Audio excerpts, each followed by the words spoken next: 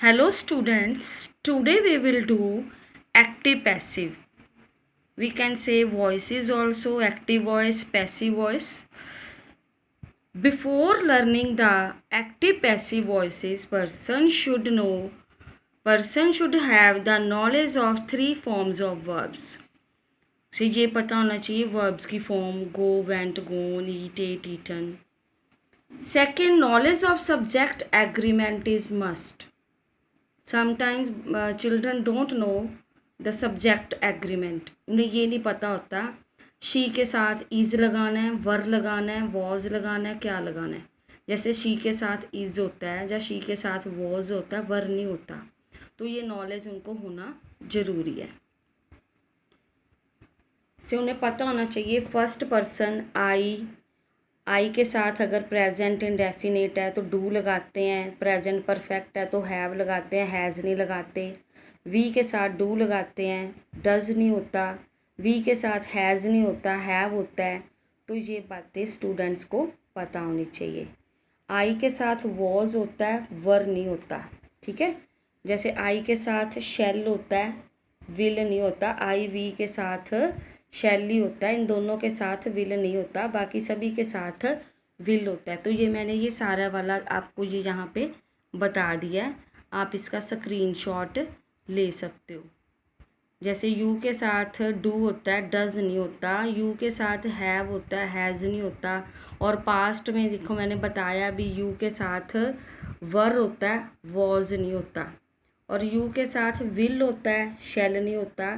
तो ये जो बातें मैंने यहाँ पे आपको बताई हैं, आप इनका भी ध्यान रखोगे। अब एक्टिव पैसिव कैसे करने हैं। First we take a sentence, I write a letter. तो इसमें आपको क्या करना है बेटा, first of all you will write in the sentence where is subject. आपको ये पता होना चाहिए कि इसमें सब्जेक्ट कहाँ है। Who write a letter, the answer of who is subject. तो ये आपका सब्जेक्ट है। सपोज पेपर में ये सेंटेंस आता है तो आप पहले सेंटेंस में सब्जेक्ट कहाँ है और वर्ब कहाँ है। व्हाट आई डू, आई करता क्या है, काम क्या करता है, लिखता है, राइट। तो ये उसका वर्ब हो गया, और वर्ब V1 भी जिसे हम कह देते हैं। और ये वर्ब के बाद का सारा ये जो है वो ऑब्जेक्ट होता है, ठीक है। तो पहले आप पेपर में लिखोगे सब्जेक्ट कहाँ है, वर्ब कहाँ है, ऑब्जेक्ट कहाँ है। उसके बाद इसको आंसर करने का ये तरीका है आपके पास। आपको आंसर करने से पहले ये पता होना चाहिए which subject will convert into which object. जैसे बेटा आई जो है वो मी में कन्वर्ट होता है, और वी अस में कन्वर्ट होता है, यू में कन्वर्ट होता है, ही हिम में, she her, it they them, और नेम सेम रहता है। अब इसके बाद जब आपको ये चार्ट पता चल गया, अब आपको ये करना क्या है। इसके बाद आपके पास ये होना चाहिए भी हमने क्या करना है। आपके पास 5 रूल होते हैं।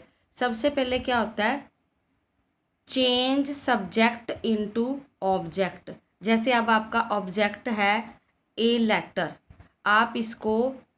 आप ऑब्जेक्ट को पहले सब्जेक्ट बनाओगे, ऑब्जेक्ट को आगे लिखोगे यानी सब्जेक्ट बनाओगे, ये आपका सब्जेक्ट बन गया।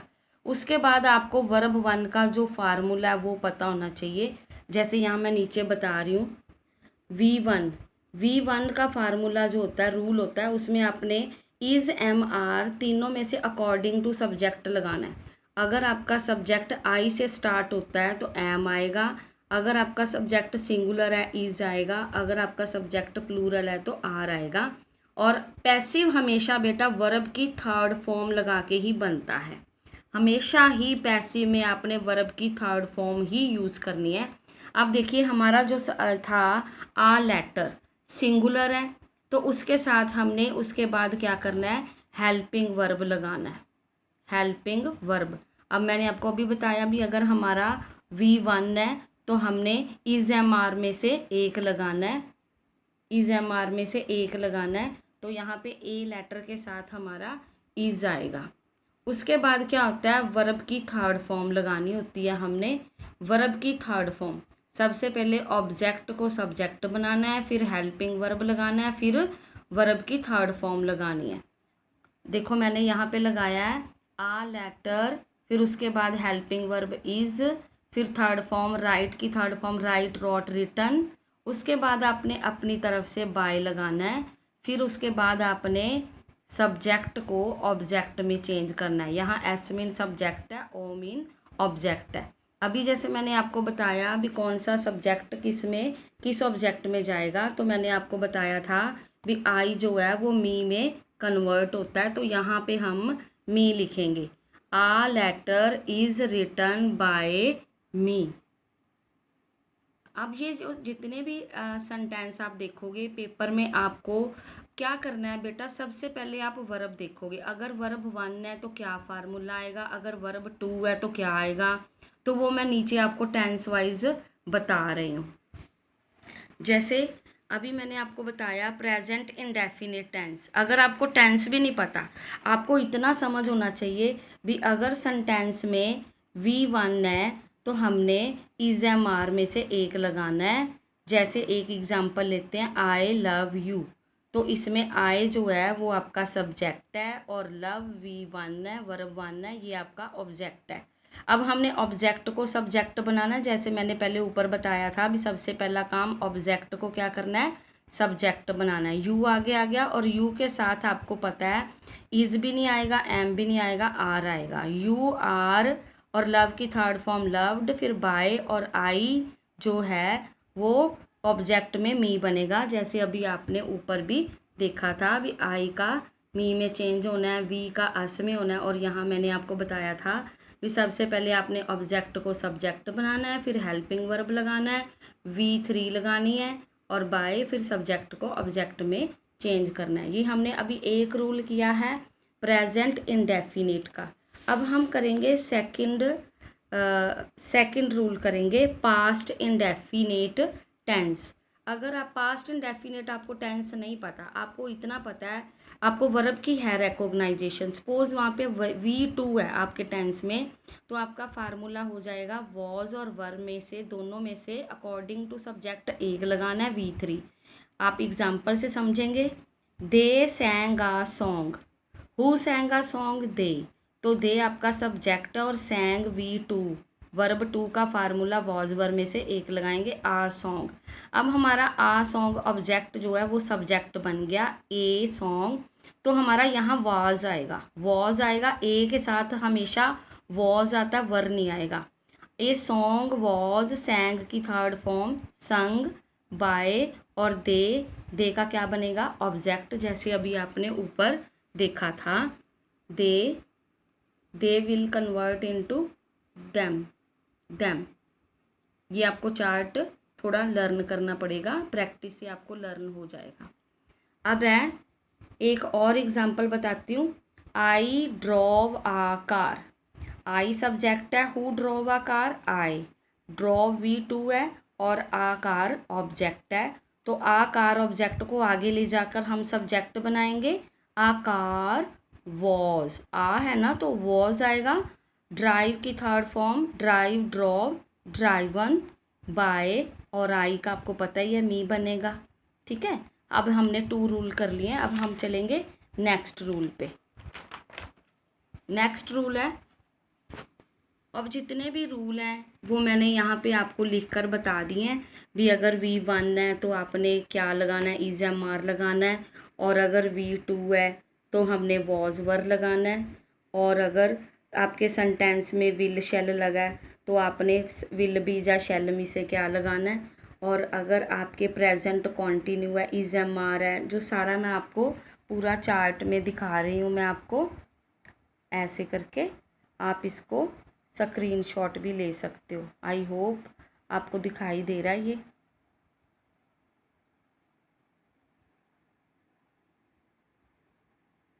इस तरह से भी मॉडल दिए हुए हैं। अगर आपके सेंटेंस में मॉडल हैं कैन, कुड, तो अपने बी लगाना है। कैसे मैं आपको यहाँ एग्जांपल में बता रही हूँ मैं, आप देखो।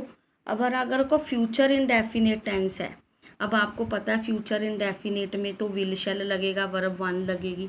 मैंने यहाँ नेगेटिव सेंटेंस लिया हुआ है, we shall not spare you. आपको जैसे पता है कि आई और वी के साथ हमेशा शैल होता है, बाकी सभी सब्जेक्ट जैसे शी है, ही है, इट है, इट और दे, इनके साथ आपने विल लगाना होता है। ठीक है, we shall not spare you, तो यू जो आपका सब्जेक्ट बन जाएगा यू, और यू के साथ मैंने अभी आपको यहाँ बताया भी यू के साथ विल होता है, और आई और वी के साथ ही सिर्फ शैल होता है। ठीक है, you will not be spared by you, क्योंकि अगर आपके सेंटेंस में विल और शैल लगा है तो आपने आंसर में उसको विल बी और शैल भी लगाना है। जहाँ पे मैंने आपको पहले पिछले चार्ट में जैसे मैंने यहाँ बताया था भी अगर विल शैल लगा है तो आपने उसको विल बी और शैल बी में कन्वर्ट करना है, साथ में वर्ब की थर्ड फॉर्म। यहाँ पे देखिए, अब हम करेंगे एक और एग्जांपल। जैसे मान लो यही सेंटेंस है, आपको इसको मैं इंटेरोगेटिव में बदल दूँ। इंटेरोगेटिव में बदलना तो हम शैल को आगे ले आएंगे ना, तो देखो मैंने यहाँ शैल को आगे लिखा है सब्जेक्ट में, shall we not spare you, तो फिर यहाँ पे हेल्पिंग आंसर में हेल्पिंग वर्ब भी आगे ही आ जाएगा। देखो मैंने लिखा है will you not be spared by us. ठीक है, वी पीछे जाके अस बनता है ऑब्जेक्ट में, और वही है। मोस्टली बच्चों को इसमें कन्फ्यूज़न आती है इंटेरोगेटिव में, तो कुछ इतनी घबराने वाली बात नहीं है। आप इसको अंदर जब लेके जाओगे तो वो सिंपल बन गया पॉजिटिव। यहाँ पे वैसे मैंने नेगेटिव बनाया, तो आप इसी को ऐसे हेल्पिंग वर्ब को आगे ले आओ तो आपका सेम ही बन जाता है। नेक्स्ट है present continue tense. Present continue में जैसे आपको पता है, अगर प्रेजेंट कॉन्टिन्यू में is am are verb one I N G लगा होता है, तो ये इसका जो फार्मूला है is am are I N G की जगह ना हमने आंसर बनाते समय हमने बीइंग लिखना है। बीइंग कैसे, देखो the child is engaging the enjoying the game, तो अब द चाइल्ड सब्जेक्ट है, इज़ हेल्पिंग वर्ब है, और एंजॉइंग जो है मेन वर्ब के साथ वर्ब वन के साथ आई एन जी है। तो द गेम आप ऑब्जेक्ट को उठाओगे, the game is I N G काट के हमने बीइंग लगाया, एंजॉय की third form enjoyed by the child. ठीक है, एक और इसी टेंस को इंटेरोगेटिव बनाती हूँ, is the child enjoying the game, तो वही है ना। अब इज़ पहले अंदर था पॉजिटिव में था, तो अब देखो ये इज़ यहाँ बाहर आ चुका है, तो अब इसको आप हेल्पिंग वर्ब जहाँ हमने इज़ लगाया था आंसर में हम इज़ को बाहर ले आएंगे। Is the game being enjoyed by the child, देखो दोनों सेंटेंस ही सेम है, इंटेरोगेटिव का फ़र्क है, और हेल्पिंग वर्ब उसमें अंदर था, यहाँ पे हेल्पिंग वर्ब जो है इंटेरोगेटिव में बाहर आ गया। कोई ज़्यादा दिक्कत वाली प्रॉब्लम वाली बात नहीं है। अब हम करेंगे पास्ट कॉन्टिन्यू टेंस।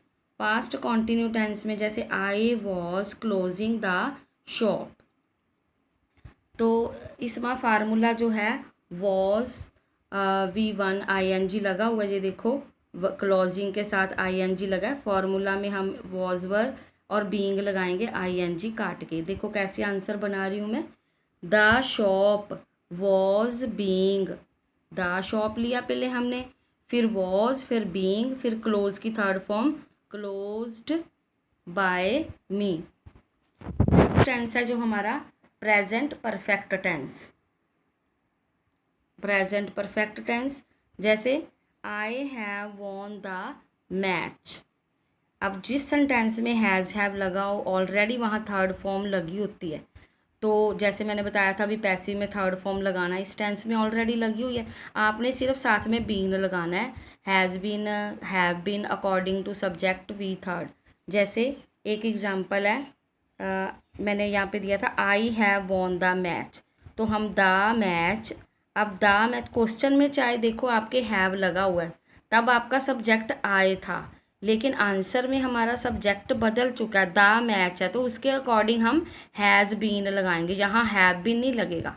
अगर यहाँ आई होता तब हैव बीन लगना था, जहाँ वी होता, ठीक है, जब प्लूरल होता the match has been won by me. ठीक है, क्लियर हो गया आपको। तो आपने आंसर बनाते समय अपने सब्जेक्ट के अकॉर्डिंग यहाँ लगाना है। जो क्वेश्चन में सब्जेक्ट लगा है ज़रूरी नहीं है बेटा, कंपलसरी नहीं है कि वही सब्जेक्ट और वही हेल्पिंग वर्ब ही आंसर में आएगा। जो हेल्पिंग वर्ब है जब आपका सब्जेक्ट आंसर में चेंज होता है तो हेल्पिंग वर्ब भी उसके अकॉर्डिंग ही आता है। अब हम करेंगे नेक्स्ट मॉडल्स। मॉडल्स होते हैं जैसे मस्ट, मस्ट को मस्ट भी बना देते हैं, can be, could be, should be, ऐसे उसके साथ में बी लगाना होता है। मॉडल्स के साथ आपने क्या यूज़ करना है, बी।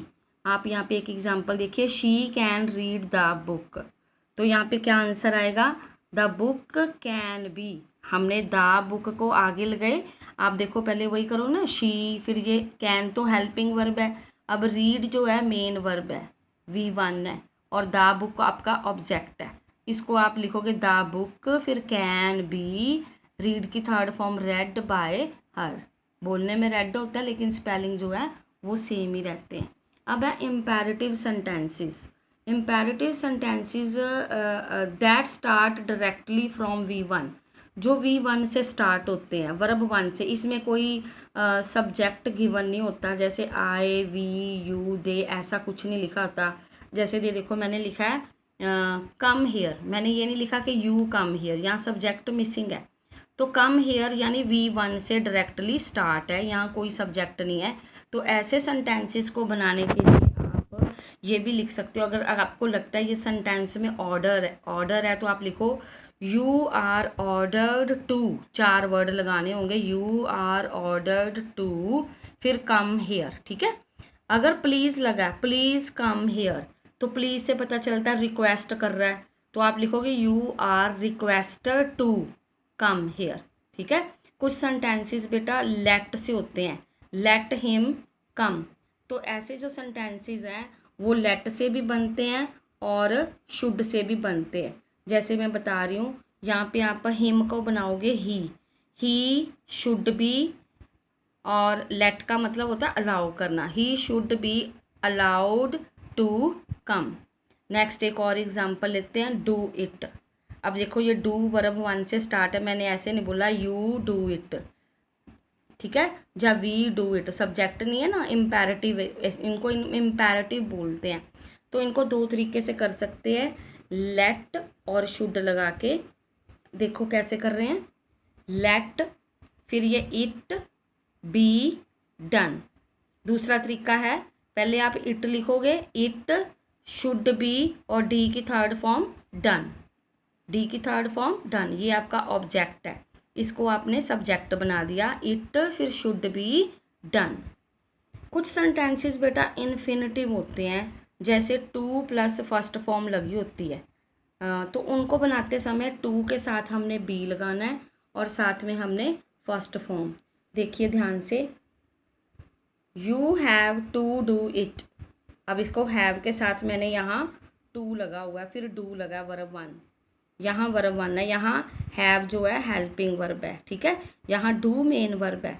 तो इसको करेंगे पहले आपका ये इट हैज़ टू, इट के साथ कभी भी हैव टू नहीं आता, ये नहीं कि क्वेश्चन में हैव लगा, आप क्वेश्चन में तो आपका यो सब्जेक्ट यू था, आंसर में आपका सब्जेक्ट इट हो चुका है। तो it has to be, do की third form done by you, ठीक है।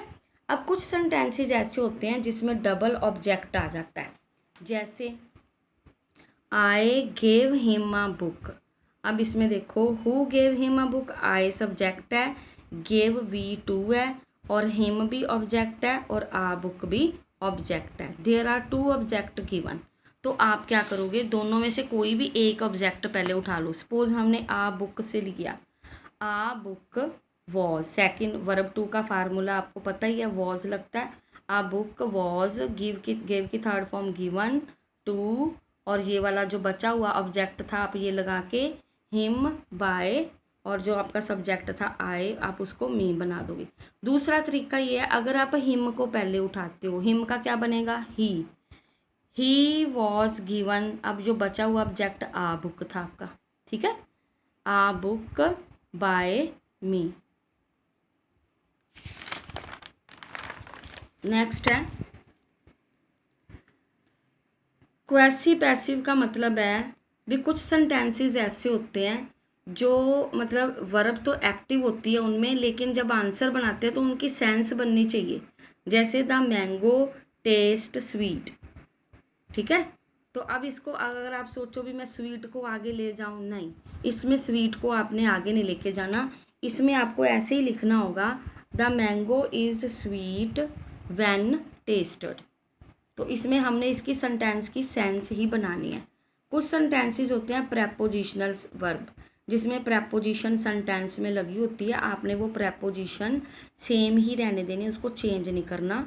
द चिल्ड्रन आर लाफिंग, अब यहाँ पे जो एट है, लाफिंग एट द बैगर, अब यहाँ एट प्रेपोजिशन है लाफिंग के साथ, तो हमने द चिल्ड्रन हमारा सब्जेक्ट है, आर हेल्पिंग वर्ब है, और लाफिंग V1 के साथ ING है, ये प्रेपोजिशन है, और द बैगर हमारा ऑब्जेक्ट है।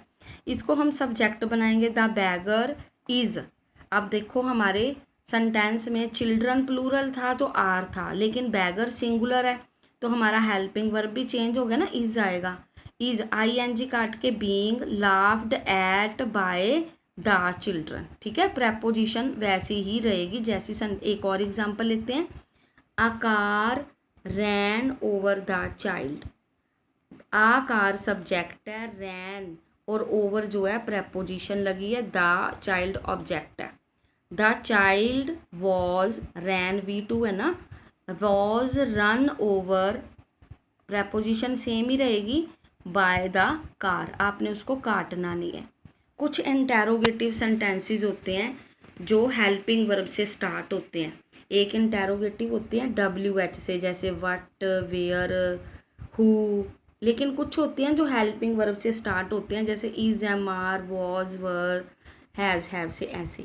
तो इसकी एक एग्जांपल लेते हैं। Will you spend your holidays, तो इसका आंसर क्या आएगा। अब ये विल है तो विल भी मैंने बताया था ना आपको, तो विल योर हॉलीडे, यहाँ पे यू आपका सब्जेक्ट है, स्पेंड V1 है, और योर हॉलीडे आपका क्या है, ऑब्जेक्ट है। तो हमने योर के साथ विल ही लगेगा, यहाँ शेल तो आएगा ही नहीं। Will your holidays be spend की third form spent by you. अब WH वाले हम इंटेरोगेटिव की एक एग्जांपल लेंगे। Where will you spend your holidays, तो वेयर का वेयर ही रहेगा। Where will you, where your बाकी सेम ही रहेगा, जैसे यहाँ पे आपने वेयर लगा दिया। Where will your holiday be spent by you, ठीक है। अब एक लास्ट एग्जांपल है, who teaches you English. Who का बनेगा बाय होम, हु का आंसर क्या बनता है, बाय होम। अब यहाँ पे मैंने आर क्यों लगाया, क्योंकि हमारा जो यू है वो ऑब्जेक्ट जब आगे आके सब्जेक्ट बना तो यू का यू ही रहता है, और यू के साथ बेटा आर होती है। By whom are you taught English. So I have completed almost all rules. I hope you understand the active passive. Bye beta.